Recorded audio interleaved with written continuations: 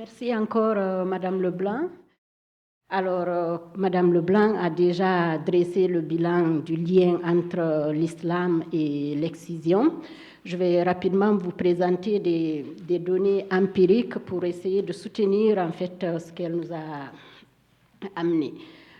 En fait, vous allez voir que les deux grandes références qui essayent de broder un quelconque lien avec l'excision sont fondées sur le livre Saint-Coran et les hadiths.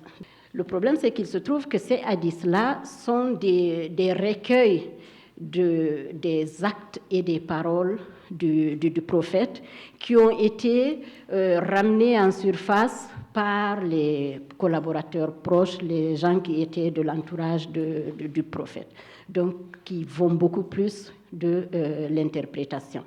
Alors, j'ai essayé de regarder justement qu'est-ce que dit le Coran, qui est la référence fondamentale en islam en matière de MGF. Alors, si vous regardez ce tableau, vous allez voir comme elle a notifié que nulle part dans le Coran, il n'a été mentionné que l'excision devrait être faite. Donc, si on va sur les données vraiment basées sur les faits, le Coran ne recommande pas puisque ce n'est pas indiqué dans ce livre-là. Donc, ça n'a pas été mentionné et on a vu, ils disent aussi que les MGF ne peuvent pas être considérés comme un processus d'embellissement. Donc, ceux qui le font pour des raisons esthétiques, parmi les motifs, ne sont pas en conformité avec les prescriptions du livre Saint-Coran, du Coran. Et parce qu'il y a une sourate, Al-Tin, qui est le verset du figuré, le verset 4, qui mentionne cela, que Dieu a créé l'homme dans sa forme la plus parfaite. Alors, nul n'a le droit d'altérer la création divine. Donc, basé sur ce principe-là, c'est très clair qu'on ne doit pas faire les mutilations génitales féminines au nom du Coran. Et il y a aussi le fait qu'il n'y a pas de citation. Avec les hadiths, comme je vous ai dit, c'est une reconstruction des actes, des paroles et des actes du prophète. Et donc, il y a des hadiths qui disent qu'il n'y a pas, il n'y a pas de preuve. C'est-à-dire les hadiths qui sont pour l'excision, il n'y a pas de preuve concrète qu'il y a une chaîne de narration authentique. Et donc, il n'y a pas aussi de consensus entre les grands érudits musulmans, ce qui fait que ce n'est pas fiable. Alors, il existe des hadiths qui disent que Allah maudit quiconque modifie sa création. Alors, il y a aussi un autre hadith qui dit que l'islam interdit de causer un quelconque préjudice à la santé. Donc, le prophète dit à ce propos-là, pas de nuisance ni à soi-même ni à autrui. Donc, la souffrance indue est totalement contre-indiquée selon ces hadiths-là. Et puis, si vous voulez, vous voyez, j'ai mis deux tableaux, arguments en faveur et arguments en défaveur, mais comme l'a dit Madame Leblanc, ces arguments en défaveur, on peut les réinterpréter. Vous-même, vous pouvez voir, mettre une colonne au milieu pour dire que c'est entre les deux, tout comme les interpréter en faveur. Là, je les ai classés en défaveur et pour essayer de voir qu'est-ce que ça donne.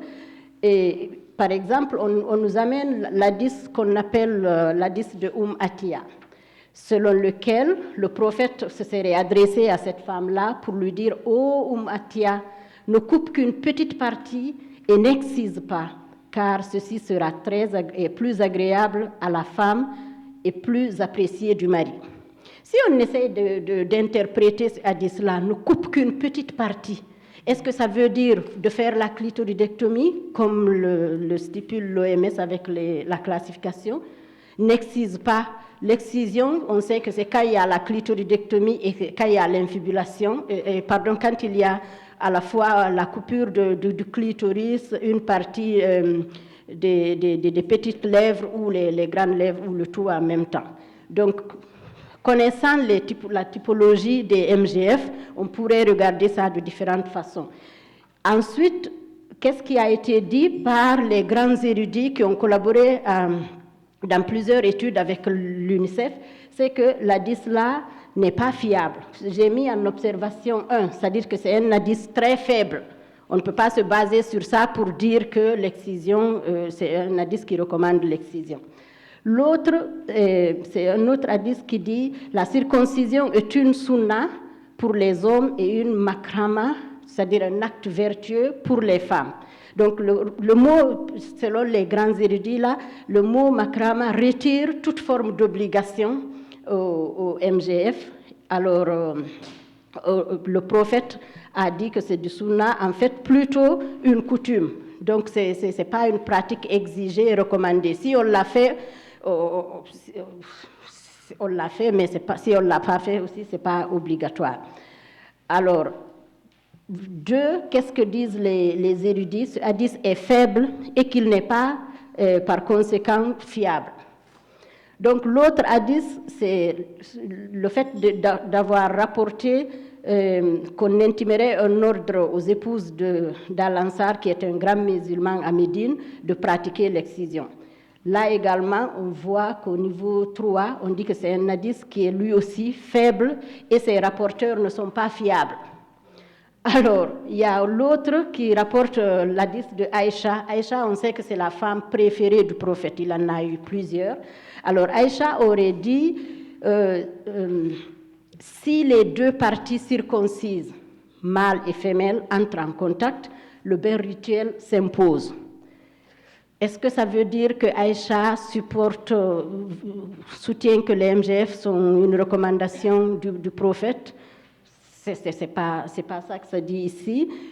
Est-ce que ça veut dire que si un homme, parce qu'on sait que la circoncision est une sunna dans la religion, ce n'est pas une obligation, mais c'est une recommandation chez les hommes, la circoncision, est-ce qu'elle ferait juste un parallèle entre la circoncision chez les hommes et l'excision chez les femmes pour dire quand un homme et une femme, en fait, entrent en relation sexuelle, ils doivent se laver pour se purifier? Donc, ou bien elle veut dire qu'il va falloir faire l'excision. Ce n'est pas non plus clair, c'est pourquoi on dit que ce n'est pas une preuve fiable en faveur des MGF. Alors, dernier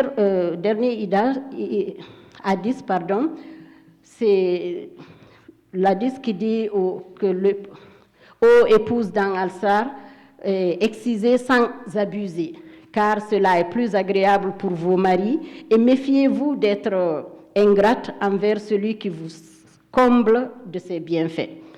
Regardez si vous-même vous essayez d'interpréter ça.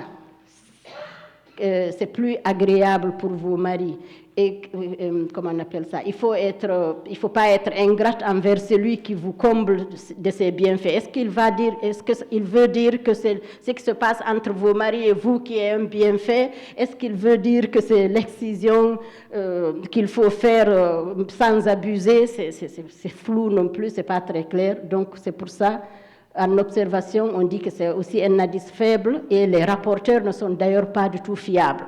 Donc, ce qui fait qu'en conclusion, les hadiths, on ne peut pas s'en référer pour dire que c'est une recommandation de l'islam.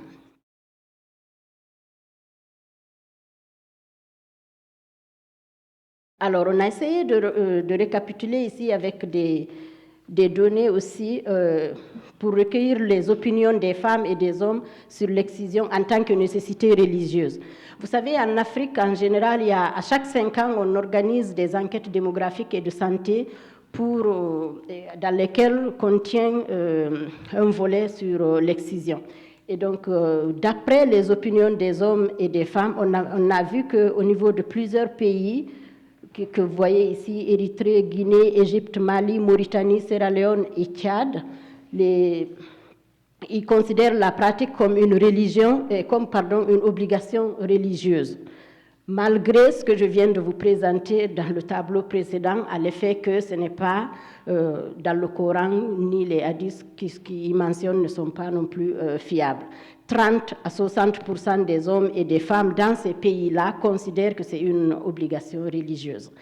Et j'ai pris 2 exemples pour illustrer tout ça, du Mali et de la Guinée, où j'ai trouvé des enquêtes démographiques et de santé les plus récentes, c'est-à-dire qui datent de 2018. Et là, vous voyez, chez les hommes, à l'effet que ce soit une exigence religieuse, c'est 68% contre 70% chez les femmes de 15 à 49 ans. Et puis, j'ai essayé de regarder la corrélation entre la perception selon laquelle que c'est une exigence religieuse et, si vous voulez, la perpétuation de la pratique. Donc, ceux qui pensent que ça doit continuer, 74% des hommes et 76% des femmes en Guinée pensent que l'excision devrait continuer.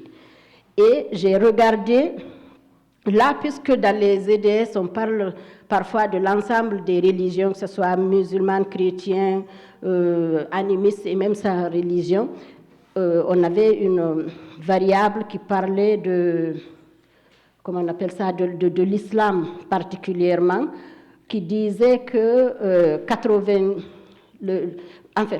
j'allais dire que le Mali est majoritairement musulman à 90%, donc il n'y avait pas une spécification parmi les 68 et les 70%, le poids de la religion musulmane, mais c'est toutes les religions confondues.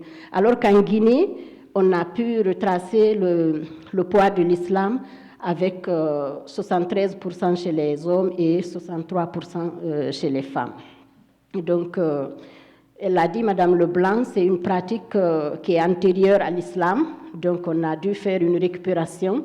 Moi, je dis c'est pour une manière de plus légitimer peut-être l'excision qu'on en fait une association avec les deux. Et ça existe chez les musulmans, les chrétiens et même chez les animistes, donc on ne peut pas dire que c'est une pratique simplement islamique. Et il n'y a pas de prescription dans le Coran.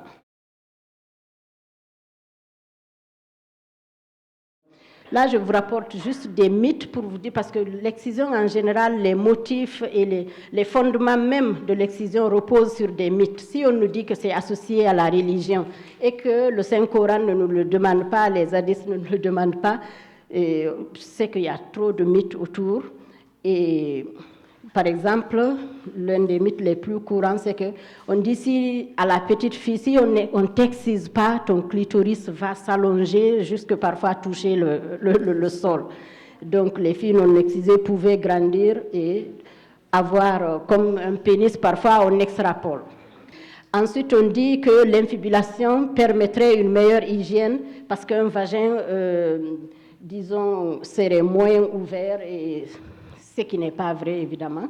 Ensuite, Dr Yasmine Abdelkadir, qui est une gynécologue métisse somalienne, elle dit souvent qu'elle travaille dans la première clinique de prise en charge des MGF en Suisse. C'est une des grandes collaboratrices de Dr Élise Dubic, que vous avez vu ici en avant-midi. Alors, elle dit que les mythes ne sont pas l'exclusivité de pays lointains et pauvres, parce qu'il est interdit aux femmes qui ont leur menstruation de toucher aux bouteilles de sauce de tomate parce qu'elles risquent d'exploser.